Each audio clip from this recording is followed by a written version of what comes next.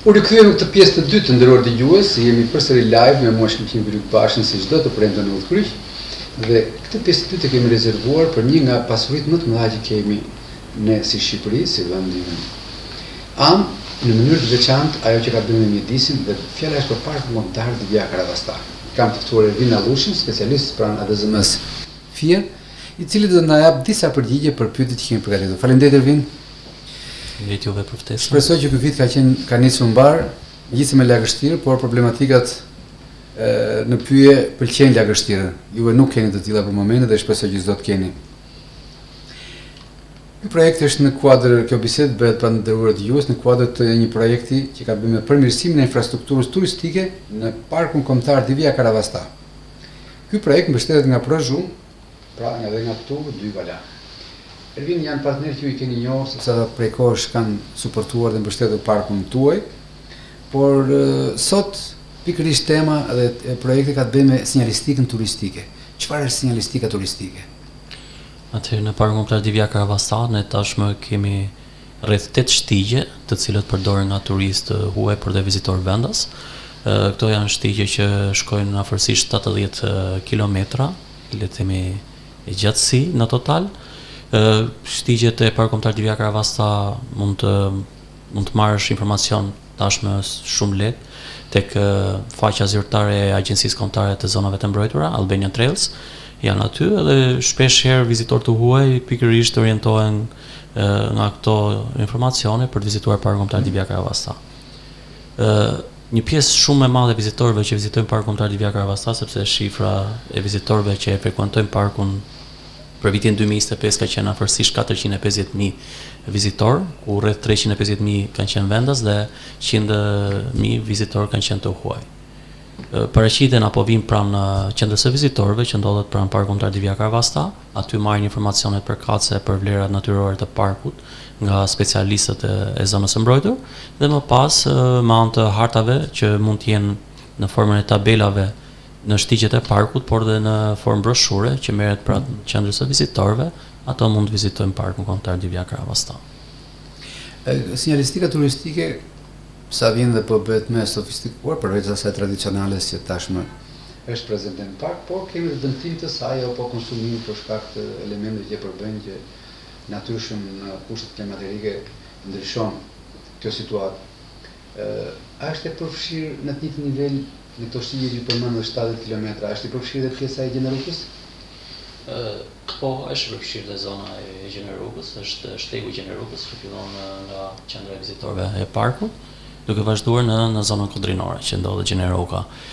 Siç e përmendët dhe ju, ne kemi sinjalistik në shtigjet e parkut kombëtar Divja Karavasta, por le të themi që her pas here ka nevojë për ndërhyrje për shkak të kushteve atmosferike, sepse një pjesë e madhe e tabelave janë bërë në kuadër të projekteve të ndryshme apo edhe nga qeveria në kohë më parë. Pikërisht për këto ndërhyrje është e nevojshme që her pas here të kemi një përmirësim të infrastrukturës. Për një turist ose vizitor të thjesht që i pëlqen të ecë në këmbë ose me bicikleta apo edhe me mjete të tjera që lejon ligji pranë për zonat e mbrojtura, çfarë nuk kupton ky sinjalistik? Sa ndihmon atë? Për vizitorët si vendas dhe të huaj, sinjalistika ndihmon shumë, pasi ato mund shëtisin vetë pa ndihmën e një shoqëruesi, le të themi, në shtigjet e parkut. Këto shtigje kryesisht janë shtigje të lehtë, le të themi, të arritshme për gjithë llojet e vizitorëve.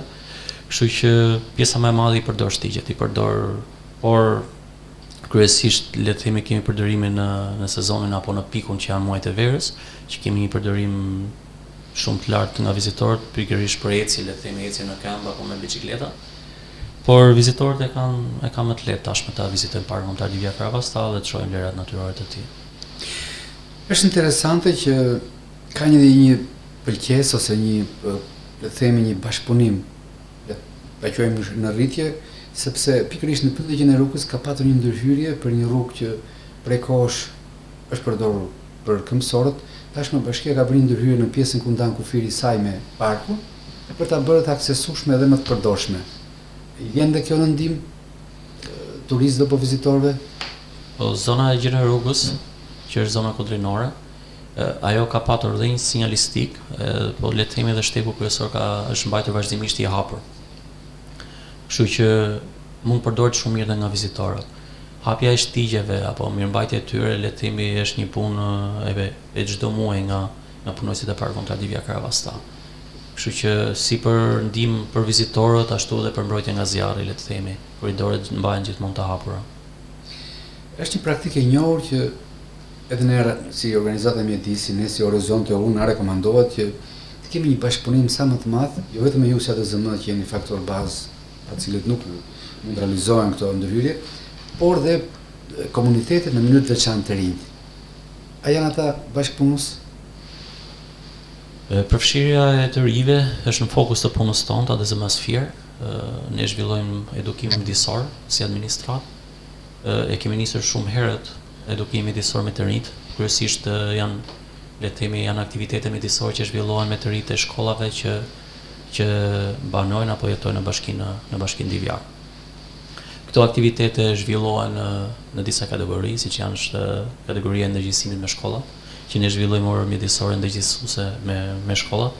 Është kategoria pastaj që ka të bëjë me ndërgjegjësimin apo me clean and green, që ka të bëjë me aktivitete pastrimi dhe mbjellje që zhvillohen në Parkun Kombëtar Divja Karavasta, është ndërgjegjësimi me komunitetin. Këto janë, le të themi, aktivizimi apo përfshirja e të rive në mbrojtjen e natyrës në Parkun Kombëtar Divja Karavasta. Ka një gjë interesante, në pjesën e Gjenerukës kemi ndërthurje brenda asaj që quhet pyllu. Gjenerukës ka dhe sipërfaqe toke që janë në pronësi të familjeve të ndryshme ose ullishta, të cilat krijojnë aktivitetin e tyre të përditshëm. Si janë marrëdhëniet në këtë komunitet? Janë ata korrekt në bashkëpunim edhe në ruajtje gjithmonë të parkut? Siç e përmendë pikërisht kategoria e ndërgjegjësimit komunitetit ka të bëjë pikërisht me ndërgjegjësimin e banorëve të zonës, të fermerëve apo të peshkatarëve. Për sa i përket zonës Gjenerukës, atje kemi, le të themi, disa zona që në të banojnë banor apo janë, le të themi, në vijim kufitare me Parkun Kombëtar Divja Karavasta. Tashmë, le të themi, kemi një bashkëpunim shumë mirë me ta, përfshihen në mbrojtjen e parkut. Kryesisht ne shohim në mbështetjen e tyre ku kemi patur dhe raste zjarri në zonën e Gjenerukës, që ato janë mjaft aktiv për na ndihmuar. Edhe sigurisht u bën palë për sinjalizuar që momente para kur ta zëm se për një moment vërejtuesi ose ai, le të themi, inspektori i zonës nuk ka vëmendje se relievi bën që jo çdo kush mund ta shohë momentin fillestar. Ata janë ndihmës shumë të mirë në situatat fillestare. Ato na ndihmojnë pikërisht sepse janë afër zonës. Kjo është e rëndësishme, edhe pse inspektori mund të jetë në zonë apo mund ta vërejtojë pari, le të themi, rast zjarri, vërejtuesi. Janë këto banorë që janë më afër, le të themi, afër rastit, afër territorit. Për këtë arsye na kanë ndihmuar. Ju përmendet dy lloj shtigjesh, në mos gaboj, shtigjet kryesore, ato që janë të aksesueshme, por që kanë lidhje edhe me shtigjet sekondare, ato që nga shtegu kryesor zbret në drejtim të rrugës nacionale apo në krahun tjetër që është park, që është pyll bashkiak. A më mbajnë këto shtigje në mënyrë të vazhdueshme, është pjesë e punës tuaj apo pjesë e edukimit me nxënësit dhe të rinjt është dhe kjo ndërhyrje për pastrimin e shtigjeve? Për pastrimin e shtigjeve, pjesa më e madhe e pastrimit të tyre bëhet nga punojësit e zonës së mbrojtur, por edhe me ndihmën e Bashkisë Divjak, për sa i përket shtigjeve sekondare që u përmendën. Ndërsa, le të themi, shtegu kryesor i Gjenerukës, pastaj mbajti hapur gjatë gjithë kohës. Gjeneruka, për shkak të pozicionit të saj që është kodrinor, ka nevojë ose ka në funksion edhe dy kullën, mos gaboj. Një kullë monitorimi, vërtetimi, siç e quajnë. E cila, sikurse edhe ka është amortizuar për shkak të kohës gjatë që është. Sa ndihmon kjo në kontrollin e zonës? Kulla e monitorimit apo vërtetimit që është në kullën e Gjenerukës, le të themi, shumë efektive, sepse gjatë kohës sezonit veror, pjesë më të madhe ajo përdoret nga punojësit e parkut për monitorimin e zjarreve. Ajo është shumë funksionale sepse, le të themi, është në një lartësi që mund të shihet i gjithë Parku Kombëtar Divja Karavasta. Edhe mund të themi na ndihmon për kapje sa më shpejt nëse do të kishim ndonjë rast zjarri. Sigurisht që ka nevojë për përmirësim, pasi kushtet atmosferike kanë bërë të vetën, kështu që por ne vazhdimisht, le të themi, merremi me përmirësimin e infrastrukturës, kështu që edhe me pjesën e kullave.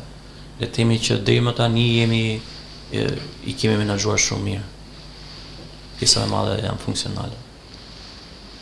Ka një tendencë që gujdat në përgjithësi duan të kenë sa më shumë pika referimi për turistët që shoqërojnë dhe edhe pse parku dhe ka disa element, duan të shoqërojnë edhe me elemente të tjerë artistiko-kulturore.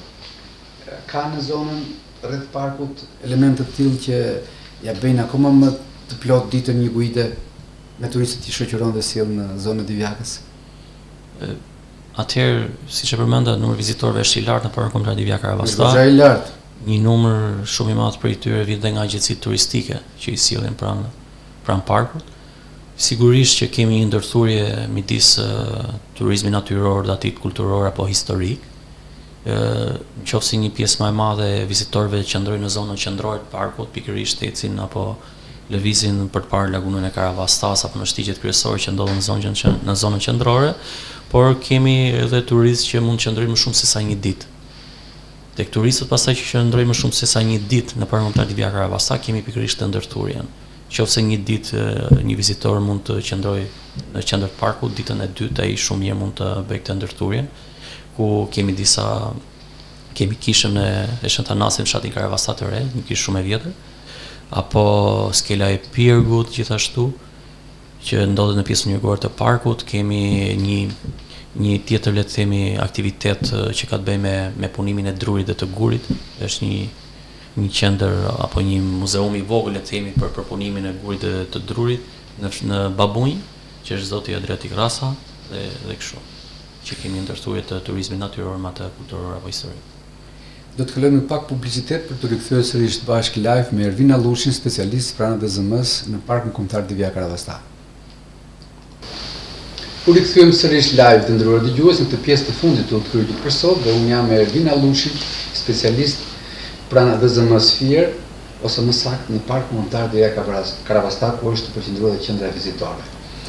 Le të kthehemi pak te qendra e vizitorëve, Ervin, nga kontaktet që kemi dhe projekt që realizojmë në Parkun Kombëtar Divjaka Ravasta, me ke qartë dhe vëmë re që gjithë përqendrimi i turistëve është pranë qendrës vizitorëve dhe ata shpërndahen pastaj duke patur në si frekuentim bazë pyllën e Divjakës. Pishin më saktë. A mos është pak i lënë me njanë gjeneruka në agenda? Pjesa e madhe e vizitorëve që vizitojnë Parkun Kombëtar Divjaka Ravasta vinë pranë qendrës së vizitorëve. Vinë pranë qendrës së vizitorëve pikërisht për të marrë informacione rreth këtij parku fillimisht. Dhe më pas lëvizin në përshtigjet kryesore që ndodhen në qendrën e parkut, si në pishën e Divjakës apo lagunën e Karavastas, që janë le të themi pikat më të vizituara në Parkun Kombëtar Divjaka Ravasta. Por le të themi tashmë ka filluar edhe shtigjet siç është shtegu i Gjenerukës që të përdoret nga vizitorët, por ne si administratë gjithmonë sugjerojmë që të kemi një numër më të lartë vizitorësh tek shtegu i Gjenerukës, sepse është një shteg shumë i bukur natyror në një zonë kundrinore që shihet i gjithë Parku Kombëtar Divjaka Ravasta apo laguna e Karavastas, që do të thotë i gjithë udhëtimi i një vizitori mbi kodrën e Gjenerukës do të ishte i shoqëruar me pamjen e lagunës së Karavastas, e cila është laguna më e madhe në Shqipëri, 4300 hektar, kështu që vlen përmendet fakti që numri i vizitorëve le të rritet dhe tek apo kemi një frekuentim edhe të shtegut të Gjenerukës në vitet e ardhshme. E parë në këtë këndvështrim që sapo shtruhet, Ervin, do të mendoja që është e këshillueshme dhe një kull në pjesën e mbi kryekuq, le të them ose mbi gur, e cila do të bëjë të mundur jo vetëm monitorimin e zonës, por edhe për atë që u thoni vëretimin apo përdorimin e disa pajisjeve që sa tashmë janë shumë të thjeshta për të vendosur, pavarësisht kostos që kanë, por që zgjerojnë këndin e vështrimit për gjithë turistët dhe do të kthejnë atë pikë në një kull vërtetimi shumë të mirë për gjithë zonën. Do të kishte më interesi pas gjykimit tuaj një kull e dytë? Nëse do kishim duke parë në aspektin turistik gjithmonë. Duke parë që numri i vizitorëve është në rritje, pse jo, mund të kishim edhe një kull tjetër, edhe le të shërbente si le të themi si një pikë ndalese edhe për vizitorët e huaj që do të zhvillonin apo do bënin aktivitetin e tyre në kodrën e Gjenerukës. Përmirësimi i infrastrukturës le të themi është një detyrë e vazhdueshme e administratës së zonave të mbrojtura të qarkut Fier, kështu që Me kalimin e kohës, le të themi, do kemi një përmirësim të saj. Edhe ne falenderojmë dhe projektet që afrohen pranë parkut për realizimin e tyre. Asnjë projekt nuk mund të ketë vlerë nëse ai nuk është në sinkron me politikat e ABZM-s dhe nevoja që ai ka në pikat e ndryshme, se sigurisht projektet e vogla nuk janë zgjidhje, por janë një ndihmë e mirë. Në një publikim që pash në AOS, shprehte një ndjesi alarmi mbi reduktimin e ishullit pelikanit. Çfarë ka ndodhur atje Ervin? Ju çdo vit e mbathni atë në bashkëpunim me partnerë të ndryshëm, këtë radhë ishte AOS që ishte partneri kryesor në Ishulli i pelikanit ndodhet në lagunën e Kravastas. Po. Ajo është e vetmja pikë shumimi për pelikanin kaçorrel në Shqipëri. Zvoglimi i tij lidhet kryesisht me ndryshimet klimatike apo që kanë të bëjnë edhe me erozionin. Për këtë arsye, në muajin dhjetor të çdo viti, në bashkëpunim me Shoqatën Ornitologjike të Shqipërisë AOS që ju përmendët, por dhe me partnerë të tjerë, ne bëjmë të mundur, le të themi, ngritjen e foleve pikërisht mbi këtë ishull, që mos kemi përmbytje të foleve gjatë procesit të riprodhimit pelikanit kaçorrel. Rritja e nivelit të ujit kryesisht gjatë rreshjeve të rënda, le të themi, kjo sjell pikërisht përmbytjen e këtyre foleve. Si ky vit që kaluam. Sa ndikojnë rreshjet në lagunë? Tek pjesa e lagunës rreshjet, siç e përmenda, pikërisht ndikojnë tek shumimi i pelikanit kaçorrel. Po, tek pjesa e ishullit. Që të kemi përmbytjen e foleve, por nuk shohim që mund të ketë ndonjë ndikim të dukshëm, le të themi, tek ndonjë faktor tjetër. Në një pjesë të bashkëpunimit të mëparshëm që kemi patur ne si Horizonte U me AOS dhe me ju si ABZM, lidhur me shpendët migrator, unazimin e tyre, ka një statistikë në rritje. Në fakt, kjo vjen për shkak të ndryshimit të klimës, apo të sigurisë që shpendët kanë për të qëndruar në park si një stacion ushqimi dhe marrje energjish për të vazhduar udhëtimin e tyre. Parku kombëtar Livia Kravastas nga parqet kryesore në Shqipëri për numrin e lartë të llojeve të shpendëve, por për numrin e lartë edhe të numrit të tyre. Janë kryesisht të shpendë ujor dimërus, që qëndrojnë në park, ushqejnë aty për vazhduar më pas të shtektimin e tyre. Në parkun kombëtar Livia Kravastas le të themi ato gjeni një qetësi për kohën e ushqyerjes, dhe më pas vazhdojnë shtektimin. Realizohet vazhdimisht monitorimi i shpendëve, por ajo që do të thoja unë, me që kemi një numër të lartë të këtyre shpendëve, ne zhvillojmë dhe një lloj turizmi që quhet birdwatching apo vrojtimi i shpendëve. Pikërisht zhvillimi i këtij lloji turizmi, po e kthem parkun kombëtar Livia Kravastas jo vetëm në një park që vizitohet vetëm në sezonin veror, por në një park që të kemi një turizëm gjithvjetor.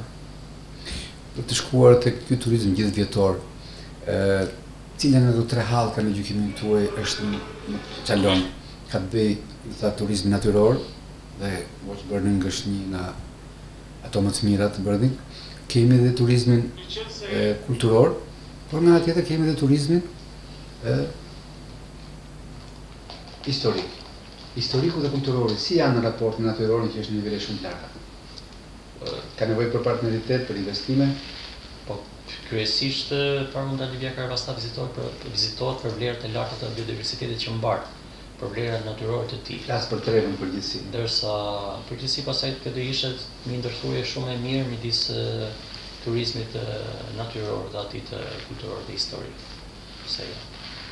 E bëra këtë pyetje për ta mbyllur zoti Allushi, sepse ka një nisëm nga shoqëria civile me nismëtar zoti Niko Ferro që vallë ndyshe muzikare ta kthejmë në një pasuri kombëtare dhe ta mbrojmë pranë UNESCO-s. Zona juaj është një zonë që frekuenton dhe pëlqen vallë ndyshe muzikare. Në restorantet apo në vende të ndryshme, nëse kjo vallë do të ishte pjesë e një guide, ato të ndikonte thua në rritjen e numrit turistëve dhe pasurimin e paketës që ata kanë kur vinë në park. Kjo do të ndikonte në le të themi në pasurimin e paketës, le të themi që të kishim jo vetëm për turizmin natyror, do ishte një paketë më e plotë se jo.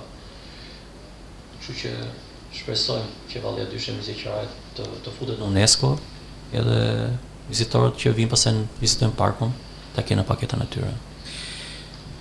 Pylljen e rrugës pas përfundimit të sinjalistikës, sa shtigje do të ketë që do ta nxjerrim nga aksi kryesor që është në kurrizë të rrugës edhe në ato dalse në të dy krahat e rrjedhjes së ujrave?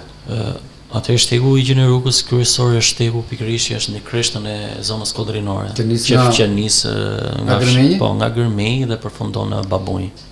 Ky është shtegu kryesor. Edhe do ishte një gjë shumë e mirë që të lidhej me rrugën kryesore më pas për gjatë këtij shtegu. Lidhje kryesisht përkon edhe me fshatrat që ndodhen anës së rrugës kryesore, pastaj që të ngjitesh lart për në zonën e Kodrës. Kështu që do ishte mirë që vizitorët e huaj të kishin informacion për rrugët hyrëse në parkun Divja Karavasta. Kështu që edhe zona e rrugës më pas do kishin një frekuentim më të lartë. Kjo ndikon jo thjesht tek le të themi tek numri i vizitorëve që do ishte në rritje, por kjo mund ndikojë edhe në ekonominë e zonës banorëve e vendas. Patjetër që është një nga kushtet që të ndrikojë pozitivisht në përmirësimin e situatës ekonomike. Unë të falenderoj Ervin për kohën dhe gjithë informacionin dhe shpresoj që ky vit të rrisë akoma më shumë në turistëve dhe akoma më shumë të dëshiroja që guida e tyre të ishte më e plotë. Faleminderit për ftesë. Historik dhe kulturor. E mbyllim për sot të udhkryq të nderuar dëgjues. Unë le takim të premten e ardhshme deri atëherë, ju takofshi.